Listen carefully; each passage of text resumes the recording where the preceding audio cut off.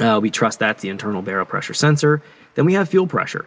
Now, fuel pressure in my case is going to be found here on, let's go ahead and find this, analog 9. It's a 0 to 100 psi sensor, pretty standard sensor.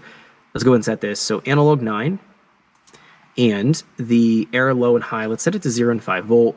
The calibration here, it's going to be a 100 psi sensor. It's actually a Honeywell sensor. Pretty standard there, so let's click OK. Now what we can do is set this air low and air high a little bit lower and higher than the max values. Most 0 to 100 or 0 to 150 psi pressure sensors are going to be 0.5 volts minimum, 4.5 volts maximum. I could set this to something like 0.2 and something like 4.9. In case there's something wrong with the wiring or with the sensor, it can flag what the actual fuel pressure is doing, so it gives us a diagnostic channel on the fuel pressure sensor. Now, under the error value, I would set this, if it defaults, to 300 kPa. Or whatever your base pressure is set on your regulator. I have a preset Bosch regulator that's from Radium in my fuel system, and it's a 300 kPa regulator. So it's base set at 300 kPa. That's what I'm going to put for the default value. So if it fails, the fuel pressure channel has some type of a value in it. Now, let's check our work here on the fuel pressure sensor. I have that right here in the screen. Fuel pressure showing 167.7.8 psi, or kPa, I should say. We're in units of kPa, not psi.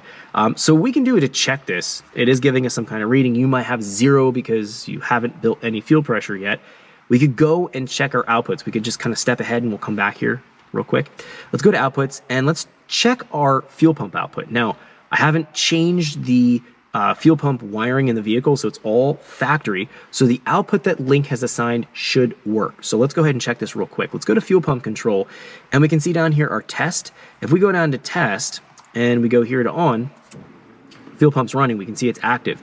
That allows us to come back in here and take a look. Fuel pressure is showing 300 kPa, exactly what my regulator is rated at. Now, you may have an adjustable regulator where you have to actually adjust it, but that'll allow you to adjust it without having the engine running before you even fire it off. So that's kind of a nice little trick. So 300 kPa looks good. We know the fuel pressure sensor is reading accurately. We know it's calibrated right, so that's all good. Let's go turn that fuel pump off here real quick. So let's go to outputs, and let's go here to off. Oh, didn't turn off yet. Let's go ahead and try that again. Okay, awesome. Let's go ahead and store that real quick. All right.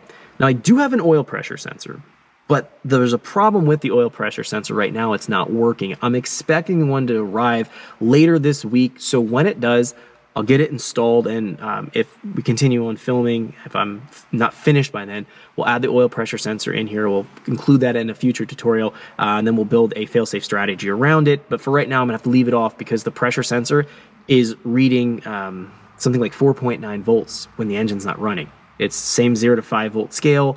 It's a 150 psi sensor, so the sensor is damaged. Sometimes we get bad sensors, so I can't do anything with it right now. It is on analog voltage 8, but again, I'm not going to even set it up.